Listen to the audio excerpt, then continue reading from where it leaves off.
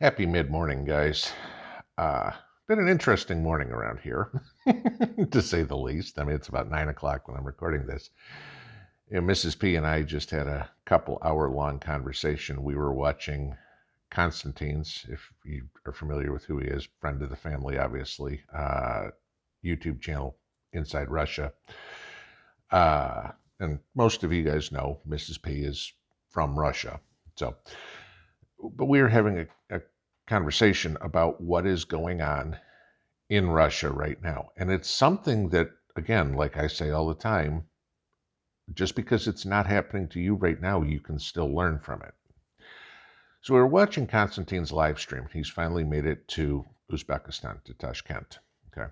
And it was a roundabout way, went through Tajikistan, walked his way over to Uzbekistan, and got himself in a safe place.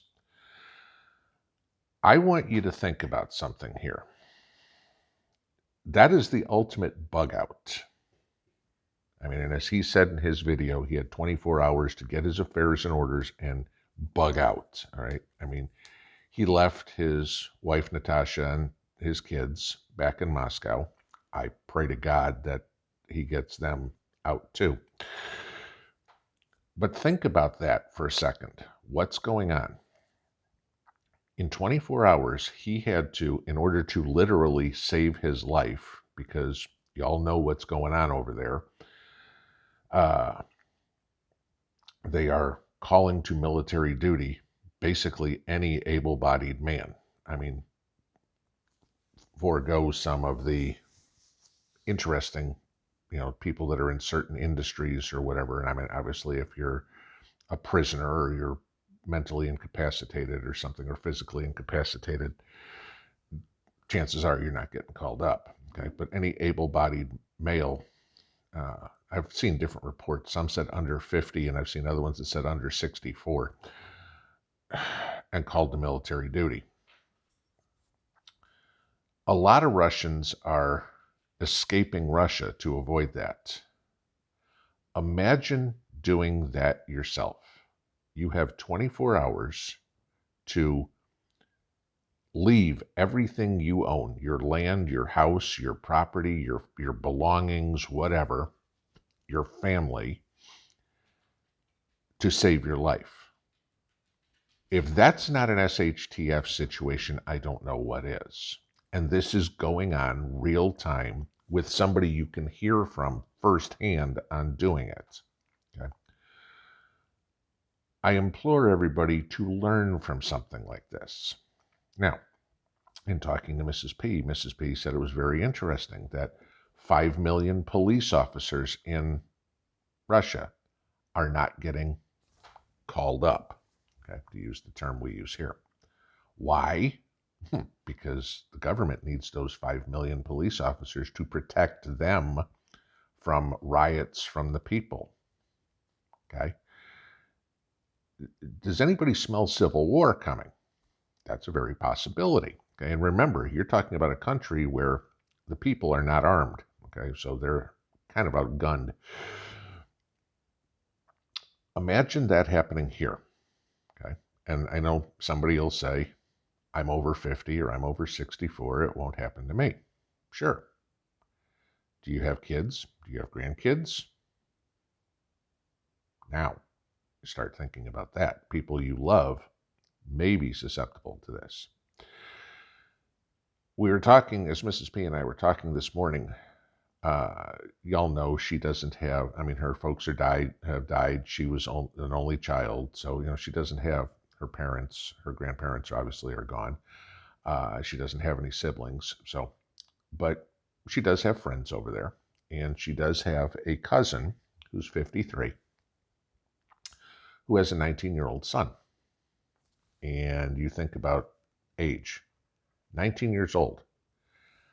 That's prime draft age, okay? And Mrs. P and I were talking, saying, and I said, get a hold of Andre and let him know that, they are more than welcome to come here. We will do whatever we can to help them come over here, all right?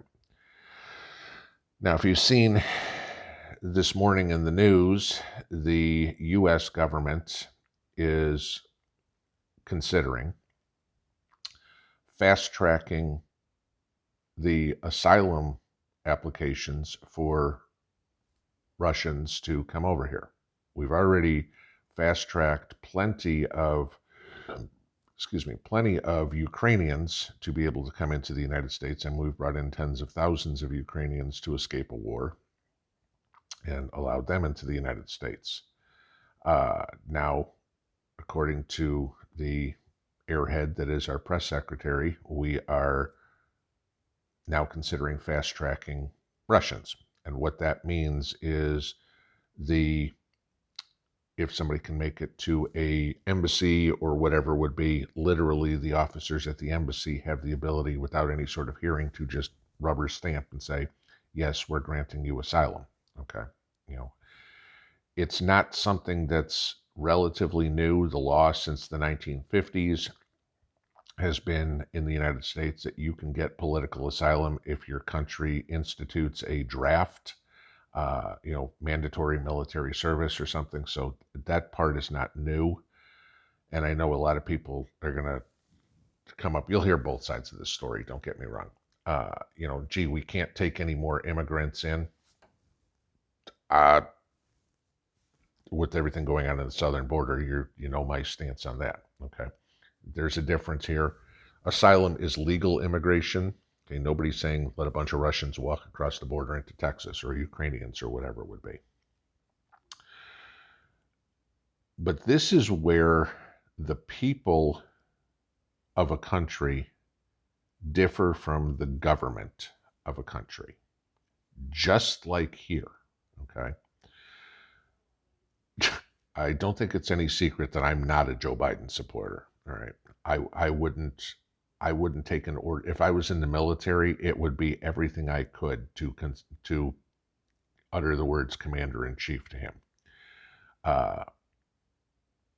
The people are not behind the government in the United States, certainly going to war. I don't think you'd find many Democrats that would agree, hey, let's go to war. We just got out of a 20-year debacle.